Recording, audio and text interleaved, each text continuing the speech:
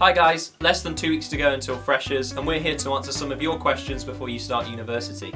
All of our questions are anonymous, and we're going to give you our answers based on our student experiences.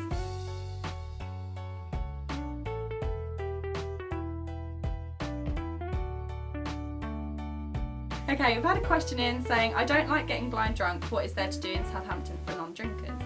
I think West Quay Shopping Centre is probably going to be your first port of call. They've got such a good variety of shops, and it's where I ended up spending most of my student loan in first semester. I don't know either. Yeah, I would say West Quay and IKEA are really good places to go if you want to spend a bit of money and decorate your bedroom.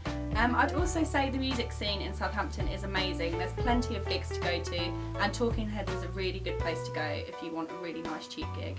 And if you're not into music, you'd rather watch something on the big screen, as well as Union Films on campus. We've also got 2 cinemas in Southampton. There's an Odeon and a Cineworld, and there's a new one opening up in West Quay, so maybe you can combine the 2 together. Yeah, you also have bowling, laser tag, and you also have an oxygen free jump just up the road, so there's plenty to do in your free time if you don't feel like having a drink. So what is this bun fight I keep hearing about? Well, essentially the bun fight is an opportunity for all the different societies we've got here at Southampton to get you to sign up. Yeah, so before I came to the university, I had in mind sort of the sports and hobbies that I wanted to pursue. So I went onto the website for the union and I had a little look through at what was available. And when you go to the bun fight, this cuts down a few of the tables because there's over 150 different societies and it does take a long time to get around. So I would recommend finding the ones you want to go to most, and then you can always look at other ones afterwards as well. They will get you to sign up with a lot of free stuff. There's no obligation, just take the free stuff, put your name down, and then you can pick and choose what you want to go to a bit later on. Masterpass versus non-Masterpass, which option should I go for? It's interesting because I actually did buy a Masterpass for my Freshers Week, but in hindsight I'm not sure that I should have. But it was interesting with yours, it was a different option, wasn't it? Yeah, so in my year you had 2 options. You had the full Master Pass and then you had a half pass which had half of the events on. I went for the full pass and I'm really glad that I did because it makes planning events really easy. They're already planned, you know where they are, you've already paid the price so you know where your budget's at. And obviously all your flatmates tend to go as well. However, there is plenty more to do outside of the Masterpass. I also tried to mix it up a bit, so I did some nights where I chose certain Masterpass events and other times where I wanted to see what was out on the town. So I mainly followed my friends and went to what they wanted to go to. I think for me the main benefit of having my Masterpass was that I felt comfortable that whatever my flat decided to do that night, I could be a part of it. And I know there are some people, for example in the rest of my block or the block next to me, people didn't get to go to some events because they decided the Masterpass wasn't for them, and then they'd later decided, I want to join in with the rest of my flat. So it's about how much you want to go out and whether you think the rest of your flat will also want to go to all the events. So we've got, I'm a bit nervous about move-in day, what should I expect on the day? It's quite funny about this because most people are worried about not being able to make friends. This isn't the case at all. If you're anything like me, I ended up sort of making friends before I got there because I started to become Facebook famous from answering so many questions because I'd done all my uni research. I don't know about you. It's funny you should mention it because I had exactly the same thing. So Facebook is your friend in this period. Use it to add as many people as you want. And I mean, I went through a period for about a month where anybody who had said will be starting at University of Southampton was instantly my friend. And it got to a point where when I arrived at university, my flatmate Jamie, for example, came back a couple of days into term going, oh, these people were really excited because they found out I live with the Damian, and I was, what have I done here? I was just making friends. What am I famous for? Absolutely. But yeah, there's nothing to worry about. You're all in the same boat. Everyone wants to make friends. So when you move in, just make sure you sort of prop your door open. Once you've all settled in, just knock on someone's door and just say hi. So our next question is, what happens if a problem occurs either in my flat or with the university in general? So with this one, if you're feeling homesick, I definitely recommend just giving either your parents a call or a friend from home a call. It's probably the easiest way because they'll always reassure you that you're doing just fine because you are. There's nothing to worry about. Everyone is going to get a little bit homesick. If you do find yourself a bit too far away from home to go back and have a little visit, I definitely recommend ringing Nightline, who are available throughout day and night, particularly in the evenings when it can be a little bit harder if you're by yourself.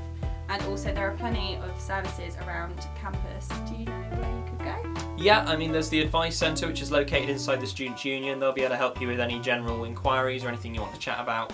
And then Building 37 is also the Student Services Centre, so they can help you if there's anything relating to your course or your flat, anything that might need some administration changes or anything like that. And if there's ever a problem with where you're living or with your halls, you have residential services, and all of their numbers are on a poster in all of the facilities.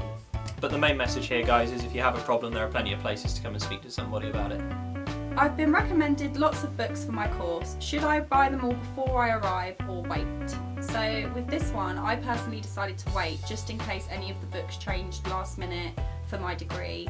I'm really glad that I did wait, because it turns out my course runs a book sale at the very start of Freshers, where all of the books are second-hand but they're really good condition, and you could get them for almost half the price.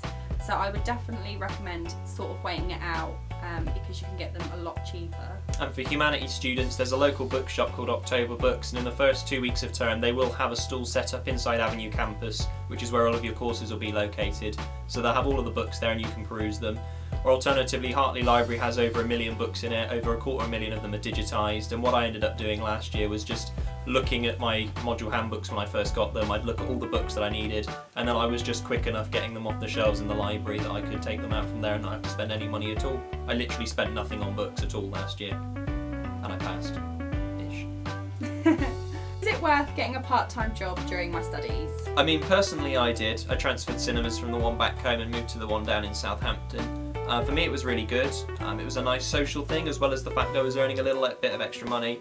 Meant I didn't have to watch what I was spending so much on a night out, because believe me, it's very easy to see your student loan just evaporate. Yeah, I agree on that one. I also do have a part-time job here at uni, but it is very important to balance the work hours alongside your degree.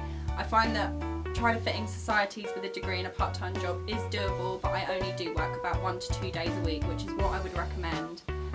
During Freshers I also worked, which was a good thing to do because it meant that I had money coming in, but you might have to sacrifice some events, so it might be worth waiting until you're settled in before you do get a job. Essentially, I think it just comes down to how good you are at managing your time, and if you're lucky, unlike me, you won't have a job that finishes at 2 in the morning before you have to be up again for a 9 AM lecture. Yeah, I had that one. I did Not change. that I went. Yeah, I did change my job because I was finishing at 2 in the morning, and I always missed my 9 AM. So once I got a 9 till 5 job, I found that a lot more easier. I just got to a point where my sleeping pattern was go to bed at Gone. 2, wake up at 2, Yeah. go to bed at 2. I keep hearing words like SUST and blackboard. What are these?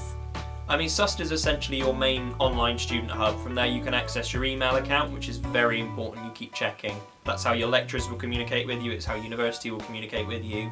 They'll send you an email, no one's going to make you read it, and you might miss out on some crucial information, particularly in your first few weeks. It's where you can access your online timetable. Initially, when you go onto your timetable section, it will probably have draft written on it while they still finalise room allocations, but that'll normally be firmed up about a week before everything starts. It's also where you can manage your ID card and order your new one if you're just starting. It's where you can manage things like your gym membership, sport and wellbeing, and then all importantly you've also got a link to Blackboard. So Blackboard is an online source where you can get all of your lectures. So after you've been to your initial lecture, within about a week, it's where most of your lectures will be posted. It's great for revision because you can catch up on anything that you've missed as well. Blackboard is also good for other notifications, such as any jobs that are going or any relevant information to do with your course. But above all, Blackboard is fantastic if you didn't make it to a 9 AM. Yeah, that's By half past 11 in the same morning, that thing is saving your life. That's it from us. I hope that this video has helped with a few questions that you might have, but don't forget, if you do have any more questions, you can pop them in the comments below.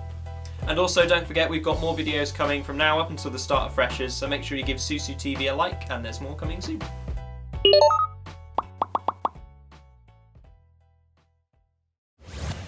If you don't join Susu TV, you're a fool!